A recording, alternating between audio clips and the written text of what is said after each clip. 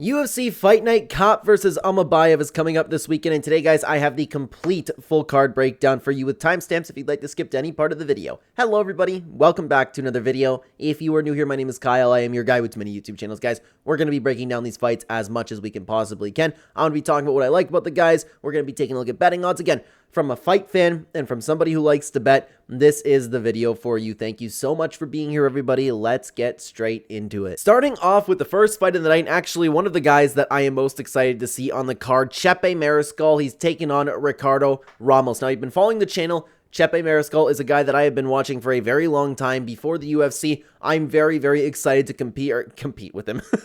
Watch him compete.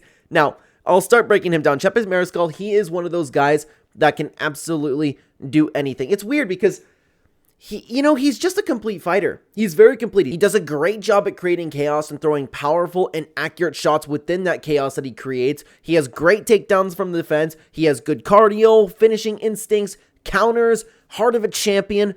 No matter what it is in MMA, Chepe Mariscal can compete with you. And something that separates him is no matter what, whenever he is in fights, he will never accept any bad position, and he's always hitting you. Whether he's on the bottom, whether he's on the back foot, no matter what, he's always trying to hurt you, and he never accepts any bad position. And along with that cardio and heart, I think he makes for a very, very good fighter, a very complete fighter, and I'm excited to watch him compete again. I wish that I had more to break down about Ricardo Ramos for you, but Ricardo Ramos is another one of those fighters that's pretty good everywhere. He uses range well, especially with kicks, and he has sneaky good Brazilian Jiu-Jitsu. Ricardo Ramos, though, he is coming off of a little bit of a rocky road since we've seen him in his UFC career so far, but I will say it has been very, very inactive, and he's coming off of the win just 5 months ago against Josh Kalibau, which, this fight could have gone either way, to be honest with you, but in this fight, it was a little bit of an issue because he was getting destroyed on the feet, and he kind of won by getting a huge cut in the third and using his control in the first round. So even in this bout over here, it's nothing really to write home about. Chepe Mariscal, on the other hand, since he came into the UFC, this dude has been doing some damage. He had the amazing fight against Trevor Peek, the good performance against Jack Jenkins, the Morgan Charrier fight, which was unfortunately a robbery, but it was a very, very good performance nonetheless. And then he's coming off of his best performance we've ever seen against Damon Jackson. Now, the quality opponent is a little bit less than what Chepe Mariscal was facing because Damon Jackson is, did he retire? Am I remembering that correctly? No, he didn't retire. Regardless, Damon Jackson is, and we are unsure about the level that he's at. He's past his prime. Damon Jackson is no longer the fighter that he once was, and Chepe Mariscal put an absolute beating on him. Guys, I'm going to be honest with you, okay? I've been saying this every time we talk about Chepe Mariscal. I am on the Chepe Mariscal train until the wheels fall off. I have been betting on Chepe Mariscal for a long time. I don't care who the opponent is. I'm going to continue to do so until he loses, then I'll reevaluate because he comes in, he fights hard, he keeps winning, he's extremely violent, he never accepts any bad position. I love the way that he fights, and I'm a fan of the guy. So I am going to be picking Chepe Mariscal to get the win, and I am going to be placing a bet on Chepe Mariscal as I do every single time that he fights. Again, the day that he loses in the UFC is the day where I reevaluate things, but it hasn't steered me the wrong way just yet. And of course, if you guys couldn't tell, I'm very excited to watch Chepe Mariscal perform too, man. He's really, really fun to watch. And oh no. Oh, he's a minus 406 favorite average. What am I going to get out of that? I'll figure something out. Chepe Mariscal is a very confident pick of mine. I think that he's going to get the job done. All right, guys, let's continue on up to the next fight. We have Douglas Silva de Andrade taking on John Castaneda. I have a little bit of a problem with this card because you have fights like this, which is it's a pretty good fight. I'm excited for it. The whole card is actually kind of exciting with a couple stinkers on there, but I feel like there's quite a few fights on this card where I don't really have too much to say, and this is kind of one of them because you have Douglas Silva de Andrade, who's a well-rounded fighter. He has great Muay Thai. He's pretty good everywhere. He's fast. He has great calf kicks, very underrated hands. He's a pretty good fighter in general, although he is well past his prime at this point. He's almost 40 years old. John Castaneda, on the other hand, is a powerful and technical fighter with versatility and good cardio. Unfortunately, Sexy Mexi is coming off of the absolute destruction loss that he just had against Daniel Marcos. But that loss is looking to age pretty well. Both of them are coming off of a loss. Both of them are kind of they're in similar points in their career right now, and it's a pretty tough fight to pick, to be honest with you. I'm going to lean towards Douglas Silva de Andrade. The age worries me a little bit, but I feel like that's been mattering less and less as time's gone on. Regardless, man, close call. I don't like the way John Castaneda got destroyed in his last fight, and at least Douglas Silva de Andrade might have a little bit of more versatility in the toolkit. He might have more ways to win this fight. It's going to be a little bit of a tough call. I'm going to pick Douglas Silva de Andrade to get the win over here. And you can see, okay, Douglas Silva de Andrade is sitting at plus 177, so I am picking the underdog this time around. It's going to be a good fight. Can't wait to watch it. Can't wait to see what happens. All right, guys, let's continue on up the card over to Charles Johnson versus Ramazan Temirov. The return of Temirov after coming in and making a UFC statement against CJ Vergara, looking really, really good. A lot of people are really excited to watch him perform. I'm excited to watch him as well, but he's taking on Charles Johnson, who is a guy who I absolutely love fighting, and I believe is one of the most underrated fighters in the UFC. We'll start with Ramazan Temirov. He's a fast striker with good power. He can be flashy and creative. He has really good pressure to overwhelm his opponents, and so far in his career, which we haven't exactly seen a ton of against like UFC type level, so far he's shown to have good takedown defense to keep things on the feet, but that is still a little bit of a question about him. Now, Charles Johnson, on the other hand, he is a stand-up fighter with excellent speed and technique. He has great cardio, he has great cart, he has underrated power, and he is always live to get a win in his bouts. He gets better as the fight goes on. He can suffer against high-pressure wrestlers, but he does have fantastic submission and transition defense. And something else that I like about Charles Johnson is this dude will listen to his corner. I think that really needs to... It's sad that that needs to be said, but that is a plus for Charles Johnson. Charles Johnson is on a 4-fight win streak right now against the absolute dogs of the division. Look at these guys that he's had to walk through in order to be in the point that he's in now. And Charles Johnson, is he ranked? I don't even know if the dude's ranked. But anyways, they're feeding him another insanely good contender in Ramazan Temirov, okay? It's a tough fight.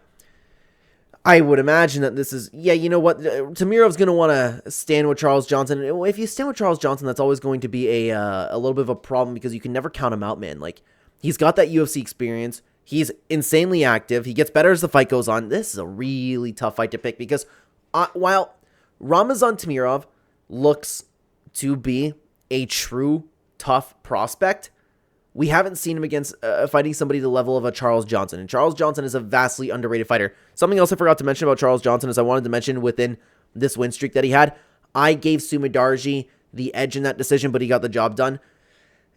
This one is another tough fight to pick, man. Another really, really tough fight.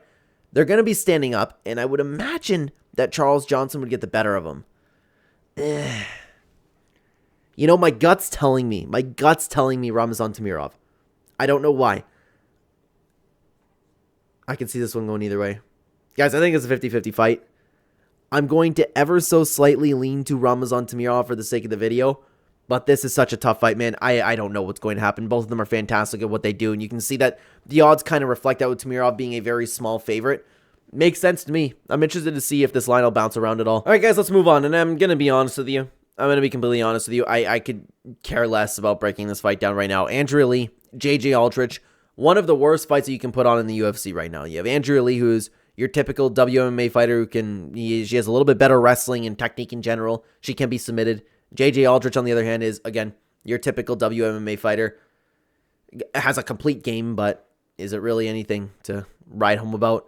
Look at their records, 13-7, 13-10. Andrea Lee coming off of a 5-fight skid. I don't know if there's 6 fights behind that, but this girl has not looked good. JJ Aldrich has not looked good either, man. Like, I'm not gonna spend time breaking this down, dude. I'm sorry. Like, I have beyond zero interest in this fight. JJ Aldrich is probably gonna win because Andrea Lee sucks a little bit more. That's my pick. Let's see what the odds are. JJ Aldrich is sitting at a minus 191 favorite, which honestly makes sense, but anything can happen. Andrea Lee does have a little bit of technique. How old is Andrea Lee? Let me take a look back at that. How old is she? 36 years? Yeah, I'm going with JJ Aldrich. That's going to be the game plan. But now coming off of that, guys, we move on to a fight that I'm very excited for with Danny Barlow taking on Sam Patterson. Very, very good matchmaking by the UFC over here. We have Danny Barlow, who's a long counter striker, who is tall and lengthy for the weight class. He uses his reach pretty well. He's super powerful. He's very accurate with his shots, and he's really great against come forward strikers. Sam Patterson, on the other hand, he's a tall guy for the division as well, with decent power, long arms. He has good boxing. He can be taken down, but in saying that, he is pretty active off of his back if he does get taken down. He's constantly improving his game, getting more patient, and recently we have seen him add a submission threat to his game. Sam Patterson, he is living up to the name of the future so far because he's improving every single time that we see him, and Danny Barlow has been looking like an insanely good contender as well. Both of them relatively new to the UFC, and both of them are coming off of what arguably might be their best performance. Sam Patterson coming off of the Kiefer Crosby win. He landed really he landed really clean shots, got an arm triangle. He was very patient. He looked vastly improved in this bout. Danny Barlow, on the other hand, is coming off of a fantastic performance as well. I am an idiot. I'm a giant idiot. I thought the Josh Quinlan fight was was after this fight. Regardless, he's on a win streak. He's looking really good. Sorry about that, everybody, man. Like, it's a really good matchup between two guys who are pretty tall for the division, two guys that use their reach very well. I like what I've seen from Danny Barlow more so far, but who knows? Sam Patterson could always come in here, and Sam Patterson can always, like, continuously improve. Perhaps he'll shoot a takedown on Danny Barlow or something, but at the time that we're watching both of these guys right now, I like what I've seen from Danny Barlow. I think that he's going to be a little bit better on the feet, and I think that he's going to be a little more crisp, a little bit more powerful. I think he's going to get the edge off of Sam Patterson. I am going to be picking Danny Barlow to get the win here. I'm interested to see what the odds are for this fight, and you can see that, wow, Danny Barlow sitting at a significant favorite over here. I don't think that we should be counting out Sam Patterson.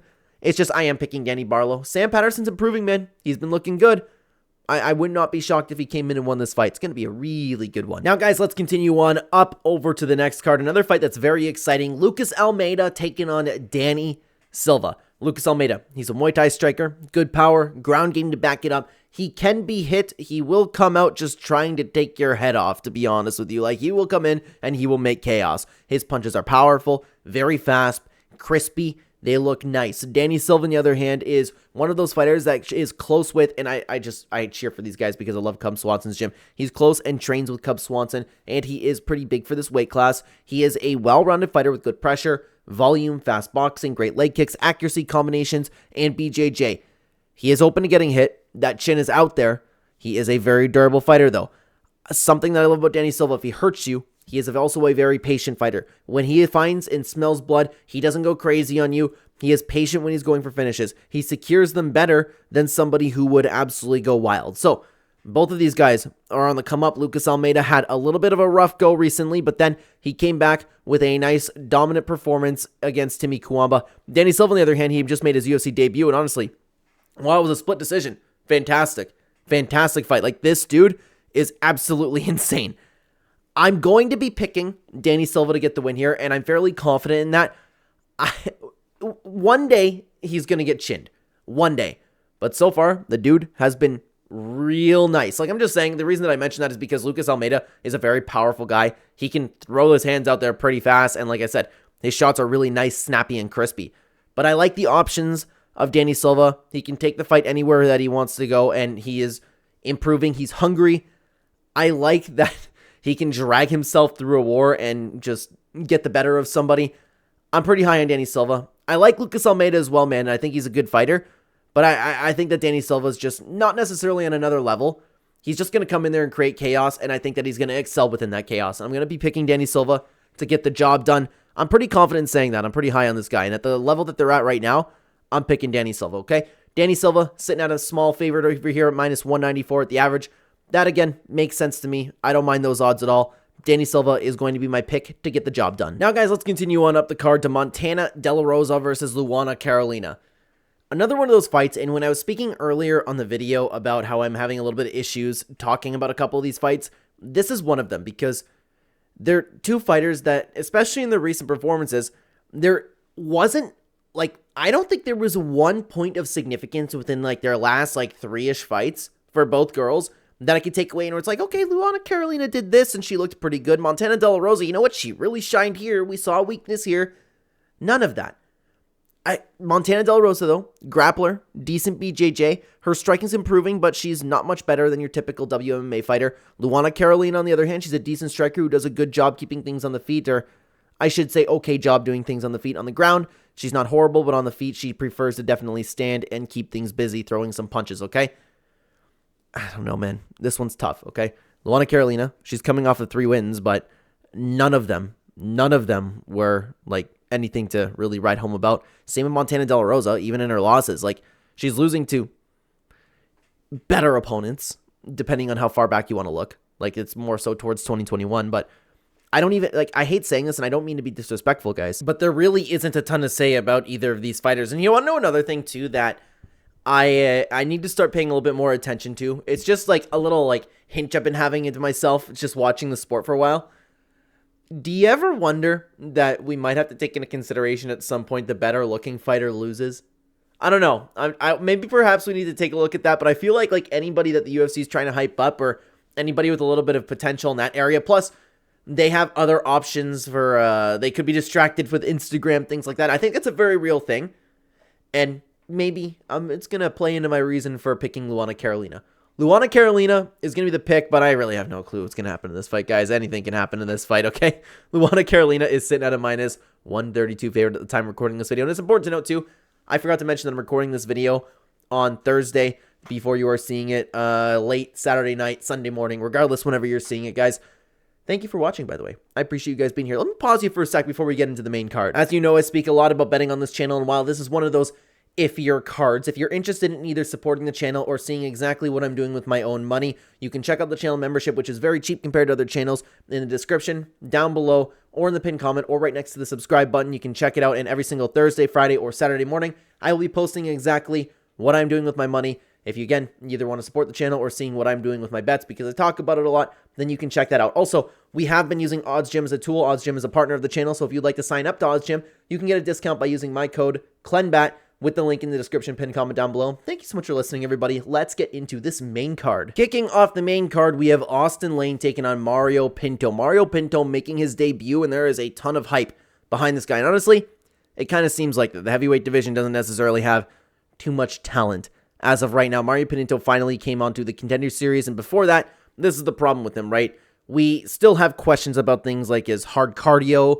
his level of grappling, because while he's 9-0, we've seen relatively nothing from him against people that don't necessarily matter, okay? But Mario Pinto is a stand-up technical fighter who tries to pick opponents apart with precise and powerful shots. He is capable of submissions, but he is a striker. And like I said, we still have questions about his overall game, like taking deep dives into what he's really capable of. And Austen Lane, on the other hand, he is a former NFL player. He's a big athletic guy who comes forward with the intent to take you down and land ground and pound. His striking isn't so good. It's pretty slow, and at this point, Austen Lane is a 37-year-old heavyweight who we've seen him win, we've seen him lose. He hasn't looked really good in the UFC. Even the performances where he's looked good, like against Robelis Despine, that's his only win recently, and he won, but it wasn't even impressive. All he tried to do was wrestle, but I mean, understandably so, but he even struggled to get takedowns. He just looked slow, and he won by laying on his opponent most of the time. Before that, he didn't look so great. You have the Janahata Deniz loss, Justin Tafa KO loss, which isn't looking any better, right? The no contest, which was really weird. And you have to go all the way back to Contender Series to take a look at any one of his other wins.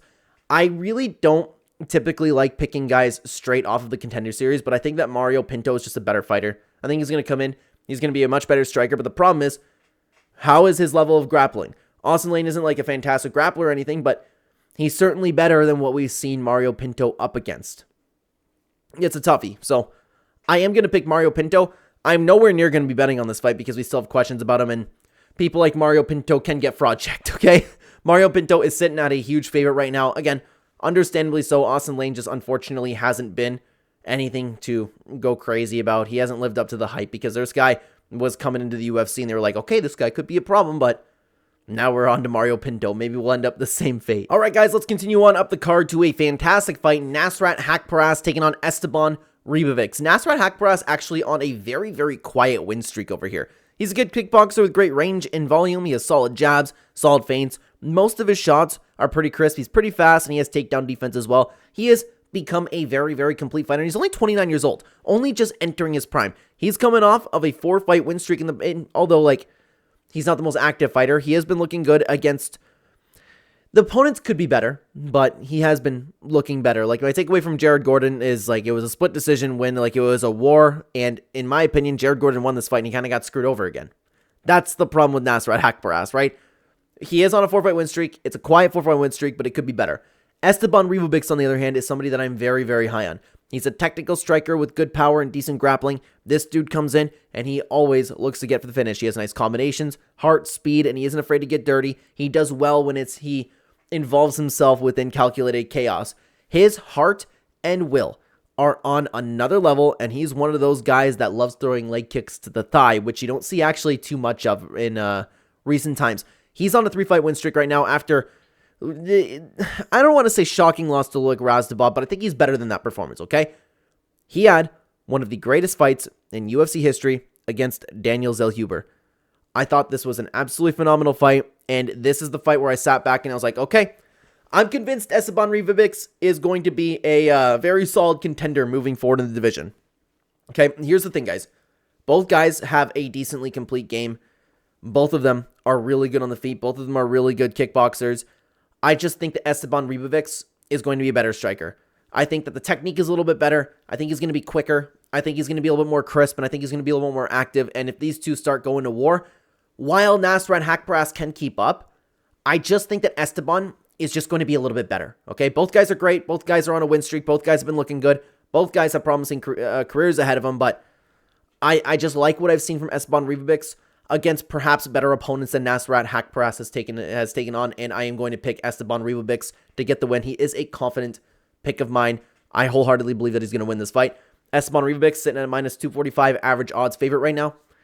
Again, the odds seem to be kind of on the money with a lot of these fights tonight, guys. Esteban Ribovics, I think, should be a favorite around that. It's going to be a fantastic fight. I cannot wait to watch that one. Before we move on to the featured fight, though, guys, let me stop you just one more time for this video. I hope you're enjoying the video, by the way. If you have not hit like and subscribe already, please comment down below. Just help me with the algorithm in any way. Plus, we don't just make MMA content over here. We make gaming and Fortnite content. We make movie, TV show, anime show reviews, and we make commentary videos on anything that's been going on within the internet, a variety channel. You can check out any one of those 3 channels in the description or at the top of the description. The link tree will take you there very quickly. Thank you so much, everybody. We've been seeing a couple familiar faces over other channels, which is honestly very nice to see.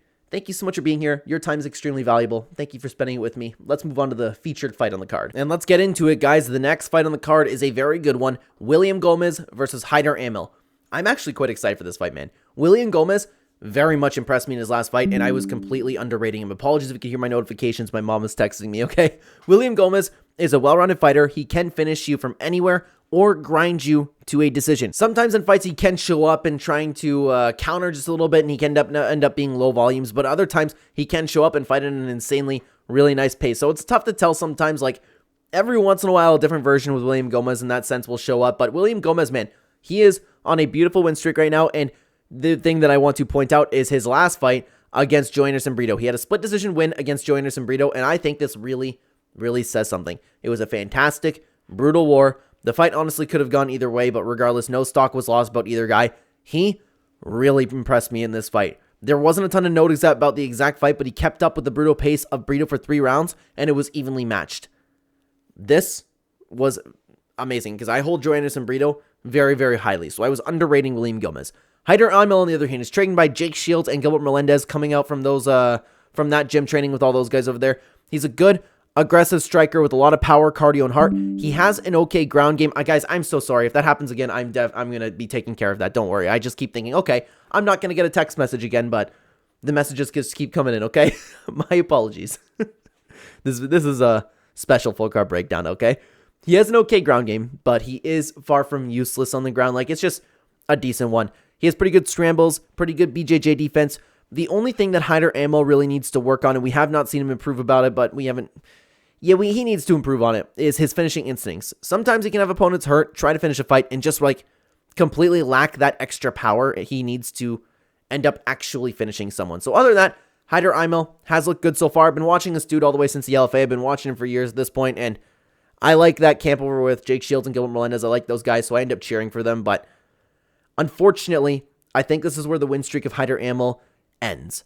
And I'm really only saying that because, like, while both guys are fairly well-rounded, both guys definitely have potential within their division. William Gomez is younger, just entering his prime, and I was just so impressed by his last fight and, like, the war that he had, that I'm like, okay, this guy's a step up above the Haider Amel level of fighter, okay? I'm picking William Gomez to get the job done. I was underrating him, and I'm not, like, overconfident in him at this point. Just I think that he's better than the level that Haider Amel's at. I'm going to be picking William Gomez to get the win. He's a well-rounded fighter. I don't know how he's going to do it, but I just think he's going to get the job done, okay? William Gomez sitting at a favorite at minus 203. Again, I get that. I wish I could expand more for you on the odds today, but there's not much to talk about when it comes to them. All right, guys, let's move on to the co-main event. A fight where I'm interested to see what other people have to say about this one, man. Cody Brundage, Julian Marquez. Cody Brundage, he's a lackluster fighter who's okay at wrestling. He has cardio issues. He has durability issues. He has striking issues. You name it, he has the issue. I really, with all my heart, hate being disrespectful. I do. He's not a UFC caliber fighter, okay? And this is why it's a little bit of a fun matchup, is because Julian Marquez arguably is not either. Julian Marquez is a powerful striker with lots of forward pressure. He looks to drag you into a war and uses toughness to win. And he has not been able to do that because, of course, he's 9-5 now, and he has gotten smoked by Gregory Rodriguez, smoked by Marc-Andre Barrios, and smoked by Zach Reese. I will mention, though, those are good losses to have. If you're going to have losses and get finished by people, those losses have aged well, okay? Meanwhile, Cody Brundage has had the weirdest career of all time. Like, he had the loss to Cedricus Dumas, which didn't make any sense. It was one of the worst performances we've ever seen from both ends, okay? He got the disqualification win over Jacob Malkoun, who was murdering Cody Brundage. Then, he got the win over Zach Reese with the giant slam, okay? Then the loss to Bo Nickel, which actually was a little bit of a better performance. He showed what level Bo Nickel was at. And then he had the Abdul Razak Al Hassan no contest, which he was getting destroyed again, but then some elbows to the back of the head or some punches back to the head. I don't remember exactly what it was, but Cody Brundage has fluked his way to remaining in the UFC. But this is still a competitive fight. I can't pick Cody Brundage. I can't. And this is the problem, and I don't mean to be disrespectful to these fighters, because he's doing something so courageous, and he's making a name for himself, and he's making more money, probably than I am. Or, yeah, not probably. He's making more money than a lot of us ever will. So I don't want to ride on this guy like the entire internet is, but I can't pick him. I can't pick him. I imagine Julian Marquez walking forward. He's not going to have any resistance, right? I don't think he's going to get taken down. I think he's going to be stronger, and I think he'll be able to overwhelm Cody Brundage, right? That has to be what happens. But in classic Cody Brundage style, what's going to happen this time? He's probably going to get a jab KO. Like, that's just what the way the career of Cody Brundage has been going. So should I pick him? I'm picking Julian Marquez. I can't do it. Julian Marquez is going to be my pick. Let's see what the odds are. And there you go. The odds speak for themselves. Julian Marquez sitting at a little bit of a favorite, but the fact that it's that close for a Cody Brundage fight is crazy. So talking about the state of the career of Julian Marquez. What a weird card, man. I'm really hyped to watch it. Like, for that fight specifically, I want to see what happens. Now, guys, let's move on to the main event. A fight that is fantastic for the division, and I don't know what to think. Okay? Again, very, very tough fight. Manel Starboy Kape taking on Asu Almabayev. After so many different fight cancellations, changes of opponents, we ended up on this fight, okay? Manel Kape is a very good striker with great speed and great power. His movement is really good. Sometimes he can add a takedown out of nowhere. He is very elusive. He's just a really good striker in general, man. And Asu Almabayev, he is a well-rounded fighter with decent striking, incredible takedowns, control, and ground and pound. This is going to be, like both guys are capable of fighting in all aspects of MMA, this is going to be a striker versus grappler matchup. Manel Kape, it looks like he actually did have an injury against Muhammad Mokaev in his loss, because he shined in the fight after just a month ago against Bruno Silva, man. He toyed, humiliated, and completely outstruck Bruno Silva. And Bruno Silva's an underrated fighter, guys. Asu Almabayev, on the other hand, like, the problem is, like, he was looking really good, but then how much do we want to rate the Mateus Nicolau in? Because it was a fairly close fight, and Nicolau ended up giving him some issues. I still think Nicolau's a good fighter, but, like, it hasn't exactly aged all that well. I don't know what to think, man. My point with Asu Almabayev is, I don't know if he's ready for the top of the division. He seems like he's a really, really great fighter. Well, he is a great fighter. He is. But is the technique and the level that he's at right now able to compete with somebody at the top of the division like Manel Kape? That's why I'm stuck on this fight. That's why I don't know. If we saw him beat a top 10 guy, somewhere actually like around Manel Kape's level, then I'd be like, yeah, you know what, Asu Almabayev will probably get the victory over here. But Manel Kape has looked so good in his last fight, and he's looked so good in fights before. It's a very, very, very tough fight. I like the Ode Osborne win from Asu Almabayev. Like, he's had good performances, and he looks to be a very capable fighter. The stats are pretty similar, too. Very, very close fight to predict, in my opinion, but I am going to lean towards Asu Almabayev. Perhaps he can open up the ground game. Perhaps he can get a hold of Manel Kape, and he won't be able to dance. And when I say dance around, I don't mean like a like a Yusuf Zalal dance around. I mean like a elusive kill you type of dance around, okay? I can see this fight going either way, but I'm going to pick Asu Almabayev. Very, very good fight. Very good main event. 5 rounds too. I cannot wait to watch it. Asu Almabayev sitting at a small underdog over here. To be honest, it's a little bit shocking to me. I thought this should be a little bit closer. So Almabayev is absolutely an underdog opportunity for this fight. It's going to be a good card. I'm excited to watch it. Some fights are weird. Some fights are fun. Some fights are stupid. Some fights are technical. It's going to be a blast, guys. I cannot wait to watch it. Hopefully, you cannot wait either. Thank you so much for being here, everybody. Check out this video on screen. YouTube thinks that you'll like this video the best. I would appreciate you being over there. Take care, everybody.